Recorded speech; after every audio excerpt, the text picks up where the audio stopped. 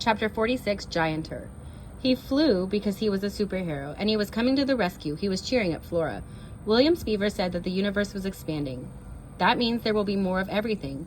More cheese puffs, more jelly sandwiches, more words, more poems, more love, and more giant donuts. Maybe even Gianter donuts. Is Gianter a word? It should be. Chapter 47, Flying Squirrels.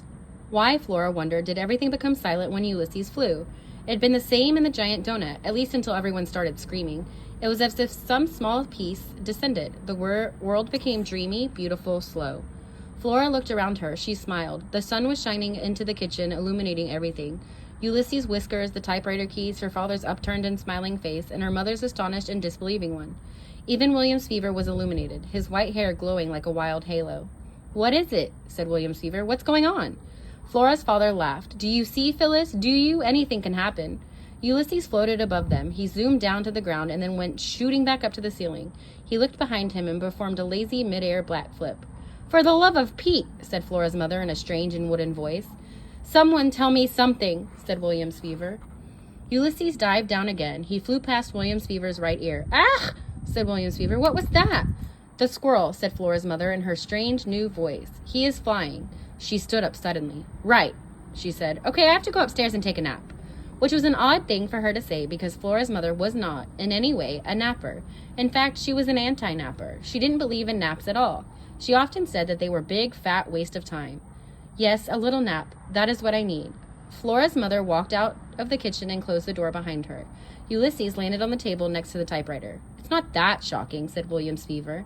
"There are flying squirrels, you know. They exist. In fact, there are some theories that persist that our squirrels are descended from the flying squirrel. In any case, flying squirrels themselves are a documented fact." Ulysses looked at William Spivey and then over at Flora. He reached out a paw and hit a key on the typewriter. The single clack echoed through the kitchen. "How about flying squirrels who type?" said Flora. "Not as well documented," admitted William Spivey. Ulysses hit another key, and then another. "Holy bagumba," said Flora's father. "He flies, he vanquishes cats, and he types. He's a superhero," said Flora. "It's amazing," said her father. "It's wonderful, but I think I better go have a quick word with your mother about the whole, situation." Chapter 48, Banished. Clack, clack, clack. Flora stood silently. William Spivey stood silently. The squirrel typed. "Florabelle," said William Spivey. "Uh-huh," said Flora. "I wanted to make sure you were still here."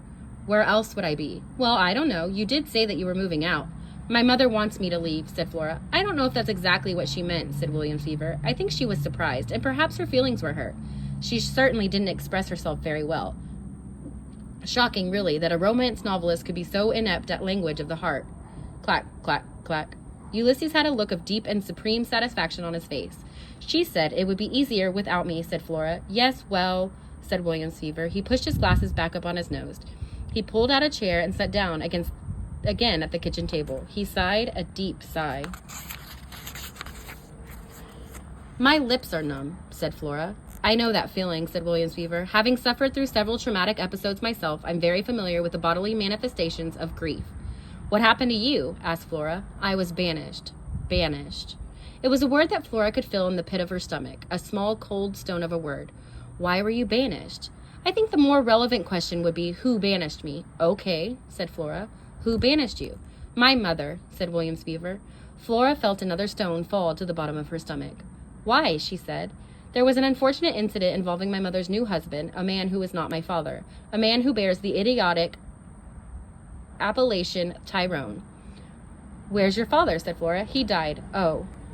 One more stone sank to the bottom of Flora's stomach. "My father, my real father, was a man of great humanity and intelligence," said William Spivey. "Also, he had delicate feet. Very, very tiny feet. I, too, am small of foot." Flora looked at William Spivey's feet. They did seem extremely small. Not that that is particularly relevant information. In any case, my father was a man who could play the piano wonderfully well. He had an in-depth knowledge of astronomy. He liked to consider the stars. His name was William. But he's dead, and now my mother is married to a man named Tyrone who does not have delicate feet and who is supremely unaware that there are stars in the sky. The mysteries of the universe mean nothing to him. He sold my father's piano. He is a man who refuses to call me William. Instead, this man refers to me as Billy. My name, as you know, is not now, nor has it ever been, nor will it ever be, Billy. I took issue with being so addressed. I repeatedly took issue, and after repeatedly taking issue and repeatedly being ignored, one thing led to another, and some irrevocable acts occurred, and thus I was banished. What thing led to another thing, said Flora. What irrevocable acts occurred? It's complicated, said Williams Fever. I don't want to talk about it right now, but as long as we are asking each other questions of an emotionally fraught nature, why did you say that your mother wanted a lamp for a daughter? It's complicated, said Flora.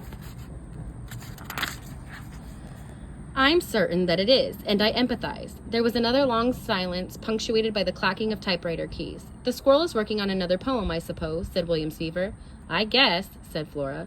It sounds like a long one, epic in nature. What in the world would a squirrel have to write about at such a length? A lot happened today, said Flora. It was late afternoon. The shadows of the elm and the maple in the backyard entered the kitchen and flung themselves in purple lines across the floor. Flora would miss those shadows when she moved away. She would miss the trees. She supposed she would even miss Williams Fever. And then, almost as if he were reading her mind, Williams Fever said, I meant what I said. I'm here because I was looking for you. I missed you. Flora's heart, the lonely, many-armed squid of it, flipped and flailed inside of her. She opened her mouth to say that it didn't matter, not really, not now, but as usual, what she intended to say to Williams Fever and what she said were two different things. The sentence Flora intended to say was, it doesn't matter. The sentence she said was, have you ever heard of a place called Blunder Meakin? Pardon me, said Williams Fever. He held up his right hand. I don't mean to alarm you, but you do smell smoke. But do you smell smoke? Flora sniffed. She did smell smoke.